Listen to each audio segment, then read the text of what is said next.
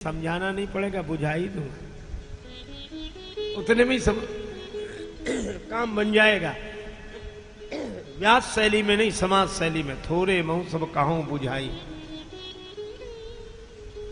अब यहां क्रम यह है, लक्ष्मण जी पूछते हैं ज्ञान, वैराग्य, माया और भक्ति के बारे में बतावें, और भगवान माया से शुरू करते हैं। माया से शुरू क्यों करते हैं? पहले ज्ञान ही समझा दें। भगवान ने कहा कि ज्ञान हो जाएगा तो फिर माया दिखाई कहां पड़ेगी, फिर समझाएंगे कैसे? सूर्योदय के पहले ही रात्रि समझाई जा सकती। अच्छा चलो माया ही समझाओ। तब भगवान ने कहा मैं और मोर तोर तय माया, मैं मेरा तुम तुम्हारा यही माया है, जिसने चर अचर सभी जीवों को अपने बस में कर रखा है। बहुत गंभीर संकेत है। हम लोग सोचते हैं जो कुछ मेरा है वो माया है, पर भगवान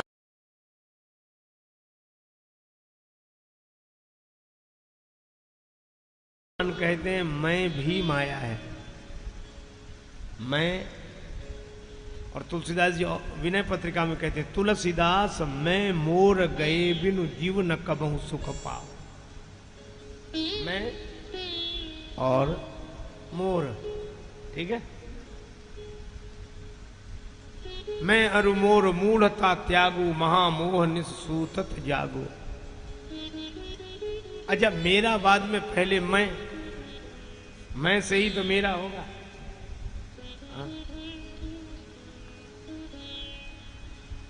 आपने सुना होगा अंग्रेजी का एक शब्द है, मुझे कभी लगता है कि ये शब्द भी बड़ा अर्थ रखता है अपने यहाँ। एक और मैं से मेरा, तो क्या बोलते हैं? मैं और मोरी, और मैं मोरी दोनों मिला दो तो मैं मोरी। सब लोग कहते ना मैं मोरी, ये मैं मोरी, यही ये मैं और मोरी, यही तो याद बनी हुई है, यही स्मृति बनी। मेमोरी, स्मृति। स्मृति किसकी? मैं की और मोरी की। मैं और मोर तोर तय माया। अब ये मैं भी माया है, लेकिन एक प्रश्न उठता है। हमारे यहां यह कहा गया कि मैं ब्रह्म हूं, अहम ब्रह्मास्मि। भगवान शंकराचार्य कहते हैं मनोबुद्धि अहंकार चित्तानि नाहम, पर इसी ही मंत्र में वे कहते हैं चिदानंद रूपः शिवोहम शिवोहम, मैं ब्रह्म हूं। और एक और तुलसीदास जी भी कहते हैं सोते ताही तो ही नहीं भेदा, बारी बीच इव गावई वेदा। तो एक और तो यह कहा गया कि मैं ब्रह्म हूं, और एक और कहा जा रहा है कि मैं माया है। मैं और मोर तोरते माया। इसी को श्री रामकृष्ण परमहंस जी कहते हैं पक्का मैं और कच्चा मैं। चलो और स्पष्ट कर लो, दो मैं हैं, एक की पारमार्थिक सत्ता है, एक की प्रातिभाषिक सत्ता है। चलो और सरलता से अगर समझें तो इसको ऐसे समझ लो, जैसे हम लोग सपना देखते हैं, रात को सोए, गहरी नींद नहीं आई, सपना आ गया। अच्छा सपना प्रायः सभी ने देखा होगा, पर आज तक किसी ने ऐसा सपना नहीं देखा होगा जिसने उस सपने में अपने को न देखा हो। है? सपने में ये देखते, कहते महाराज आज हम सपने में वहां गए। कौन गए? हम गए, और हमारे साथ कई लोग थे। तो सपने में किसको देखा? सबसे पहले अपने को ही देखा कि मैं सपने में वहां गया, मैं सपने में वहां घूमता रहा। अच्छा अगर सपने में घूमते रहे तो यहां पड़ा कौन रहा? ये देखने वाला तो कहीं गया ही नहीं, यह तो अपनी जगह था। तो दो मैं हो गए, एक सपना देखने वाला मैं, और एक सपने में दिखने वाला मैं। अच्छा, अब ये देखो, सपने के सब मिथ्या है, शहर नगर गांव जो भी दिखे सब मिथ्या है, लेकिन उस मिथ्या में जो घूमता रहा मैं, वो भी मिथ्या है कि नहीं? तो स्वप्न पुरुष उसे बोलते हैं। तो स्वप्न पुरुष जो मैं है वो माया है, सपने में दिखने वाला मैं माया है, और सपने को देखने वाला मैं ब्रह्म है। तो एक दिखने वाला मैं और एक देखने वाला मैं। इसलिए भाई जो साक्षी है, असंगो अयम पुरुषः, जिसको महाराज जनक जी से अष्टावक्र जी ने कहा था। महाराज जनक ने सपना देखा कि मैं भिखारी हूं, कई दिन से भोजन नहीं मिला है। तब तक दिखाई दिया कि खिचड़ी का कुछ अंश मिट्टी के टुकड़े में लगा है। पाने के लिए गए, तब तक कुत्ते ने झपट लिया, चीख निकल गई। इतने दिन बाद इतना सा भोजन मिला तो आंख खुल गई, देखा तो महल में सो रहे हैं। तो उनको लगा कहीं ऐसा तो नहीं है कि मैं सचमुच भिखारी हूं, राजा होने का सपना देख रहा हूं। सपने होए भिखारी नृप रंक नागपति हो। तो जनक जी यही सोचने लगे कि मेरा भिखारी होना सच है कि राजा होना सच है। घटना तो नहीं बताते, पर सबसे पूछते कि यह सच है या वह सच है। तो समर्थ सदगुरु त्रिकालदर्शी श्री अष्टावक्र जी ने कहा, राजन यह सच है ना वह सच है। अगर भिखारी होना सच होता तो जागने के बाद भी भिखारी होते, और अगर राजा होना सच होता तो सपने में भी राजा होते। तो सपने में क्या देख रहे थे हम कि मैं भिखारी हूं, और जागने में क्या देख रहे हैं कि मैं राजा हूं। तो अवस्था बदलने से जो बदल जाए वह सत्य नहीं होता। जागृत अवस्था का सत्य स्वप्न अवस्था में बदल जाता है, और स्वप्न अवस्था का सत्य जागृत में बदल जाता है। तो अगर वो जिसको अवस्था बदलने से बदल जाए जो, वह सत्य नहीं, तो फिर सत्य कौन है? का मैं भिखारी हूं, यह भी सत्य नहीं है, क्योंकि अब वही मैं राजा हो गया, और मैं राजा हूं सपने में, यह सत्य नहीं था। मैं भिखारी हूं, यह सत्य। फिर सत्य क्या? का दिखने वाले मैं सत्य नहीं, ये दिखने वाला मैं माया है, पर इन दोनों का जो साक्षी वही ब्रह्म है। तो भगवान इस दिखने वाले मैं की बात कर रहे हैं। मैं और मोर तोर तैं माया, यही माया। माँ माने नहीं, या माने जो जैसी ना हो फिर भी वैसी जिसे दिखाई दे, जिसके कारण उसका नाम माया। और इसने सब जीवों को अपने बस में कर रखा है। भगवान इस तरह माया का निरूपण करते हैं। अब कहते हैं वैराग्य की बात।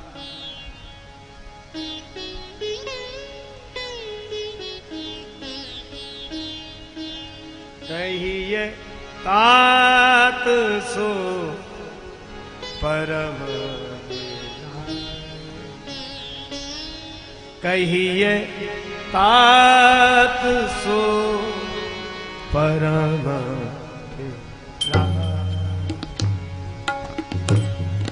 कहिए तात सो परम, तृण सम सिद्धि तीन गुण त्यागी,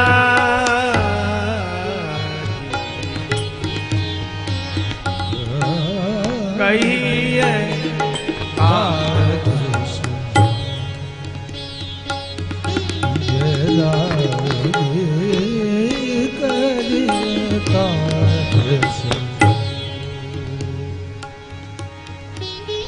तृण सम सिद्धि तीन गुण त्यागी,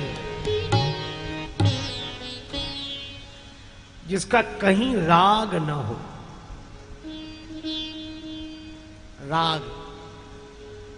राग का अर्थ है असंग। एक होता है त्याग और एक होता है विराग। त्याग क्रिया है, विराग भाव दशा है।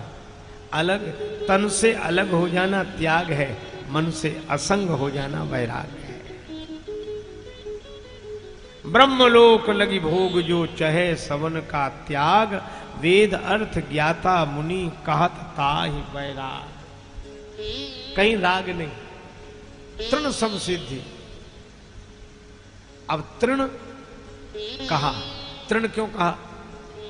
श्री तुलसीदास जी ने कहा कि 3 तरह के संबंध होते हैं, त्यागना, ग्रहण करना, उपेक्षा करना।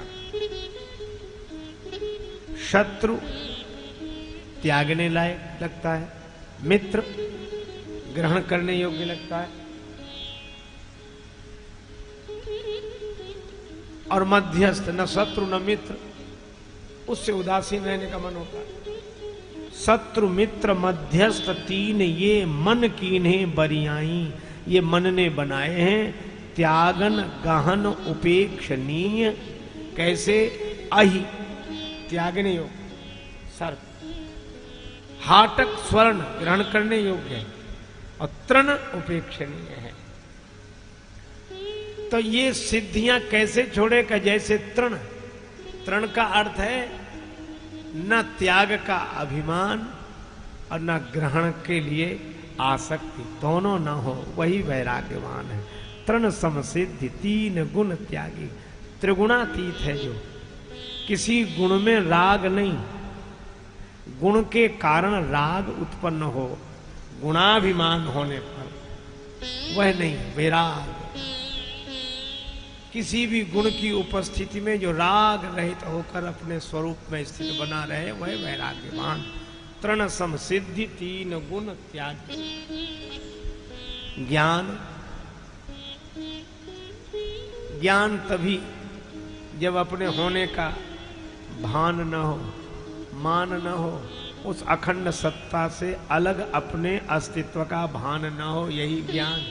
और अपने क्या, किसी का भी ज्ञान मान जहां एक नाही, देखई ब्रह्म समान सब माही। सकल दृश्य निज उदर मेलि सोवे, निद्रा तज योगी, सोई हरिपद अनुभवे, परम सुख अतिशय द्वैत वियोगी। अच्छा, एक प्रश्न और है लक्ष्मण जी का।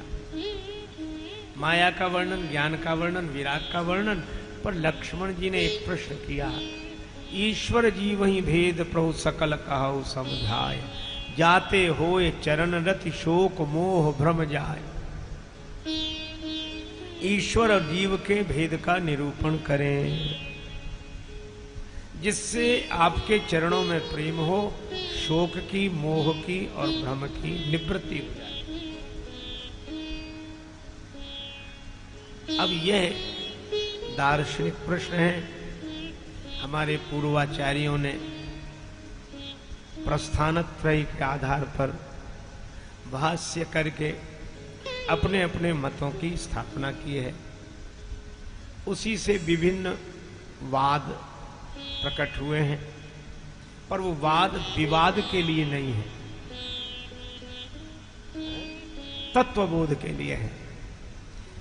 जिसमें श्री शंकराचार्य जी का अद्वैतवाद, श्री रामानुजाचार्य जी महाराज का विशिष्टाद्वैतवाद, श्री वल्लभाचार्य जी महाराज का शुद्धाद्वैतवाद, और ये सब वाद ईश्वर और जीव के संबंध को लेकर है। और धन्य है श्री तुलसीदास जी महाराज, उन्होंने एक ऐसा वाक्य कहा कि सभी आचार्यों की वाणी का सम्मान है, सभी आचार्य। अच्छा, एक बात मैं आपसे निवेदन करूं, इन महापुरुषों की कृपा से जो सुना समझा, इसी आधार पर कह रहा हूं। अलग अलग बोलते हुए भी कोई आचार्य अलग अलग नहीं बोल रहे हैं। कैसे? आप ऐसे सोचें कि जैसे हम लोग श्री वृंदावन में, अब कोई दिल्ली की ओर से आता है और उससे पूछो कि वृंदावन कहाँ है, तो वो कहेगा कि वृंदावन पूर्व में है। और कोई आगरा से आवे तो वो कहेगा कि वृंदावन पश्चिम में है। आप सोचो, उत्तर की ओर से आने वाला कहेगा कि वृंदावन दक्षिण में है।